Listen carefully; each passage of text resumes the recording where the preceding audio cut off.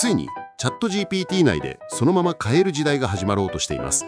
チャットが調べるだけでなくショッピングの場に変わります。オープン AI はチャット中に商品を直接購入できる新機能、インスタントチェックアウトを発表しました。もう外部サイトに移動する必要はありません。